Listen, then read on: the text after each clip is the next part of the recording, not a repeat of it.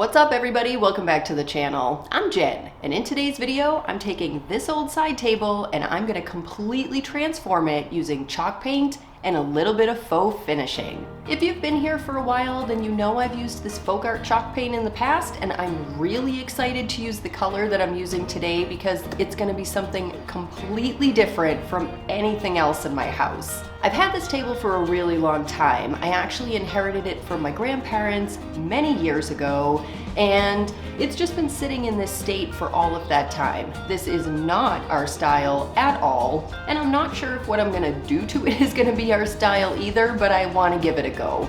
Don't forget, if you like furniture flips or DIYs like this video, please feel free to subscribe right down below. I post every week, and I would love to have you here to join us for this fun furniture flipping adventure. My main goal with this piece is to just give it a brand new life, and I'm super excited to get into this one today because I was watching Desert DIY recently. I don't know if you guys watch Corey, but if you don't, you have to go watch her. She does some amazing furniture refinishing, and her stuff, generally speaking, goes out to kids that are aging out of foster care, so her channel is amazing. Anyway, I'll link to her down in the description, but she used a tip in her last video, and I'm so jazzed to give that one a go because I've never tried it before, but it involves paint and top coat, so stick around if you want to see this very cool furniture flip. And without any more blabbering, I'm just gonna get right into this. I brought the side table out to the garage, grabbed my degreasing dish soap and lint-free rags, then got my scrub on. I've had this piece for a long time, like I said in the intro, and I can assure you, she's never been cleaned since being in my possession.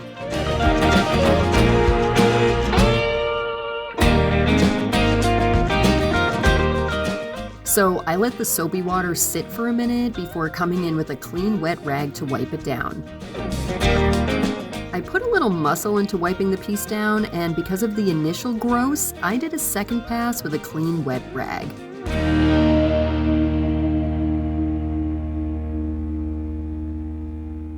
I don't know if you can even see that on camera. That's the third one that second one rather, that I went across the piece just taking off soap residue. So I feel as if, yeah, gross. All right.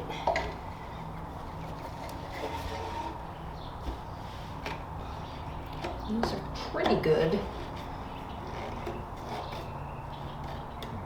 This is in like solid shape. The feet, they used to have something on them. I may have to find something or just put on some, some of those fabric feet. I think this staple here has some paper in it, and that is the evidence of who made this piece because there's nothing on it anywhere. There are no markings. It had to have been under this. That's long gone. I have no idea who made this piece. I looked it up. I can't find anything that's exactly like this anywhere online, so I'm just going for it. I grabbed a screwdriver and tightened everything up. This one wasn't too wobbly though. So I guess the only other thing I have to do for prep then, hopefully you guys can see that. You can't. Oh, of course. They won't stick to the wall, but they won't come off the furniture. That's fine. We used to hang our Christmas stockings from this table. I totally forgot these were even here until I flipped her over. No, it's gonna hit my hand. Oh, nice. I used a 100 grit paper to remove the residual adhesive.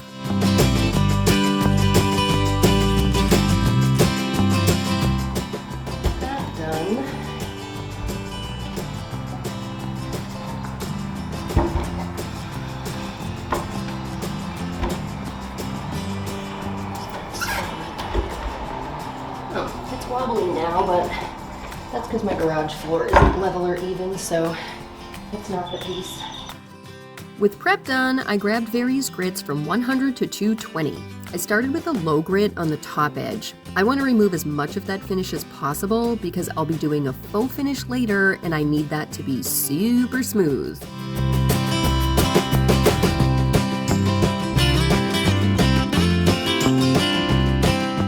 I also used the 100 grit on the top, but I sanded lightly so the grit would add a good tooth without breaking through to the finish.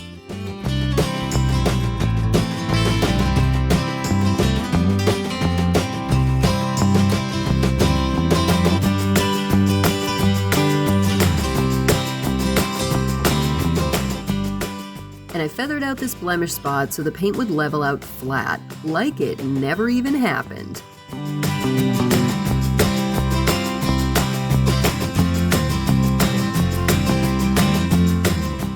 It worked well, so I stuck with that grit and gave a good scuff sand to the rest of this side table.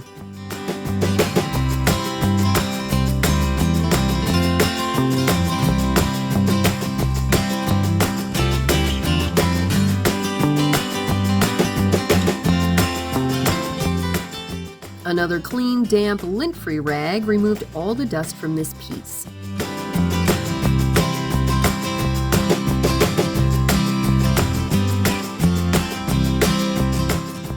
And clearly one pass wouldn't be enough. Ugh. I did another off camera. I am trying for the first time my first zebra brush. I'm super excited to give this a go. Many of the furniture refinishers that I watch use zebra, so I thought I'd give it a go. I'm usually a pretty girl, but for decorative stuff like this, I think one of these cool angled brushes is gonna do the job. So this is a triangle. We're gonna, yeah, I'm just gonna get going here. Oh, cool. That's cool. Pretty, I mean, the bristles are cut nice. It's a really good, flat, smooth chop. They're really packed in there nice too. So it's got some give, but it is a nice stiff ferrule too. Yeah, all right. I'm excited to give this a go. So in the intro, I talked about Corey's channel, Desert DIY, and that cool trick that she used recently. She actually added top coat to her paint. Now, I'm kind of laughing at myself that I didn't think of this before because so many furniture refinishers add paint to their top coat to avoid tinting issues. So this just makes logical sense. And because I'm doing a faux finish that won't work with my dead flat varnish, I'm psyched to protect the piece without having to tape off later. Thanks, Corey! Then it was time to test the zebra, and I'm not gonna lie, I really enjoyed it for getting into those crevices. There wasn't any drippy paint, and it applied my first coat really smooth. The only thing I wish is that the handle was a lot shorter. I kept bumping into already painted areas, but I'll get used to it as time goes on, I'm sure.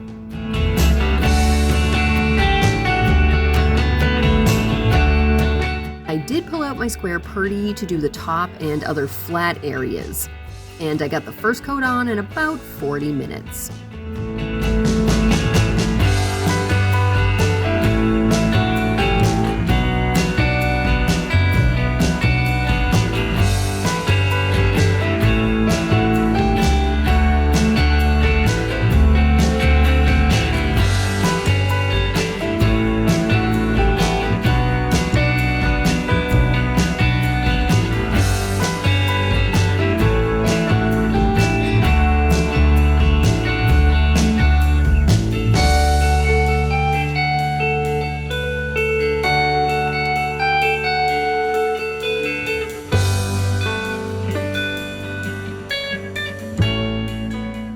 Okay, it's ridiculously hot out here right now, so I'm gonna move super quick. I'm not gonna say anything on camera, so tuck in and enjoy the second coat action. I started the second coat about 2 hours after the first, and I went a bit heavier handed with the paint this time. I hoped that I could get away with just 2 coats. Sadly, I did have to do a light third coat in some areas like the top and the legs, which I did off camera because, like you guys need to see all 3 coats. But if you want to see all 3 coats sometime, leave me a comment and I'll be sure to include that in the future.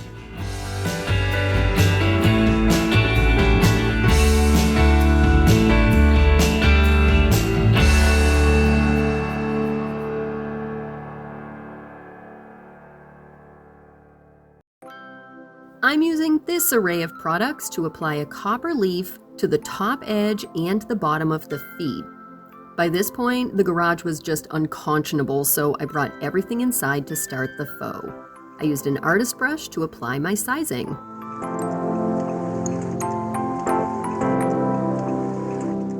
This stuff should stay tacky for about 20 minutes. Yeah, that's a bit of not so subtle foreshadowing for you all. I coated all the areas that I was going to be leafing.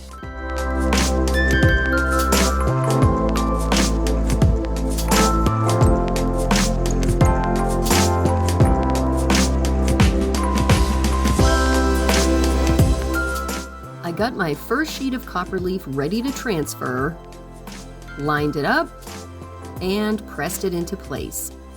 I used a fingernail gently to burnish the leaf down. And then it was time for the reveal.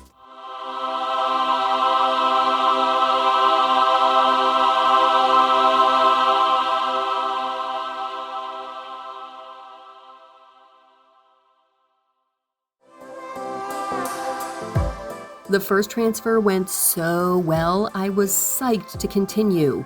I got it lined up and did the same steps as the first time. So you'll pardon my frustration at the lack of sticking power. But this was only my second try, so I tried really hard to make it work.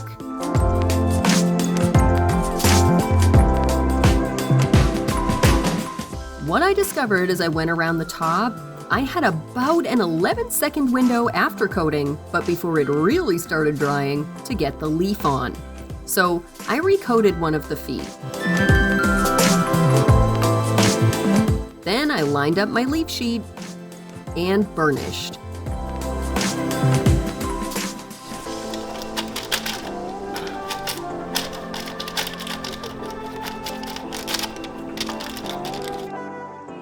Yeah, okay, I guess I'm not doing the feet. We're gonna backtrack here and just do something else entirely, because that's not sticking, no matter how much sticky sizing there is on here, and it's sticky. Apparently my leaf is probably just too old.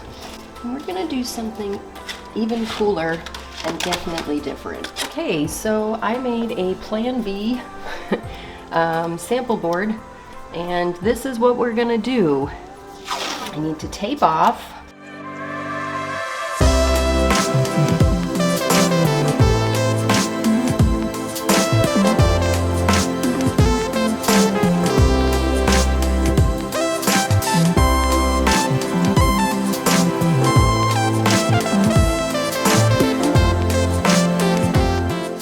Then I grabbed my Craftsmart acrylic paint in Ocean Breeze and slapped on a solid but slightly uneven coat on purpose. Now, let me just say here that if I planned on selling this side table, I wouldn't use craft paint for this application. But because this table is just for us, I'm using the colors that work that I happen to have on hand. Once the green dried, I came in with more craft acrylic in antique copper, and I applied that in a random, broken manner using a damp sea sponge.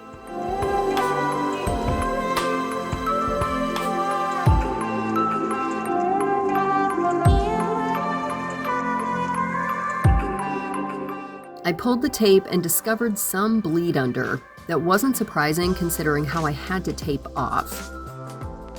I used the chalk paint and an artist brush to clean things up.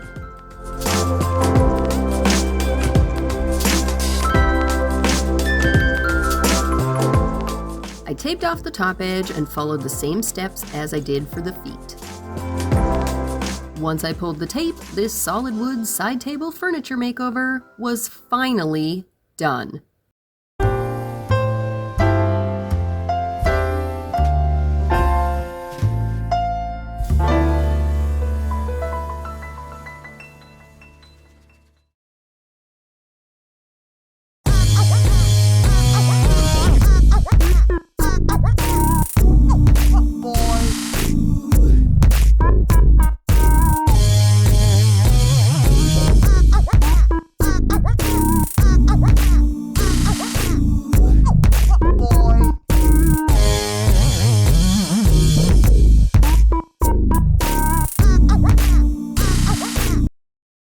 So what do you all think of the finished piece? I'm a little sad that the copper is so much darker now than what the leaf would have been, but honestly, I think I like the overall finish even better.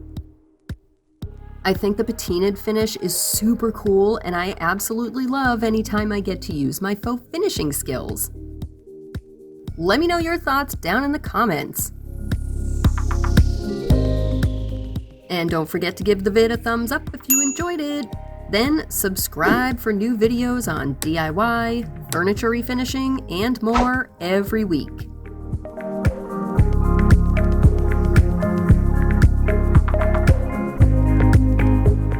That's all I've got for you today. Thanks so much for watching. Later, peeps! Yeah, maybe I'll even just pretend that this is exactly what I wanted to do all along. I doubt it, because that's not how I roll, but you know, you never know.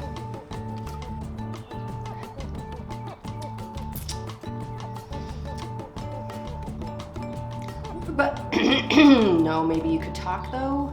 Get the nickels out of your throat, Jen.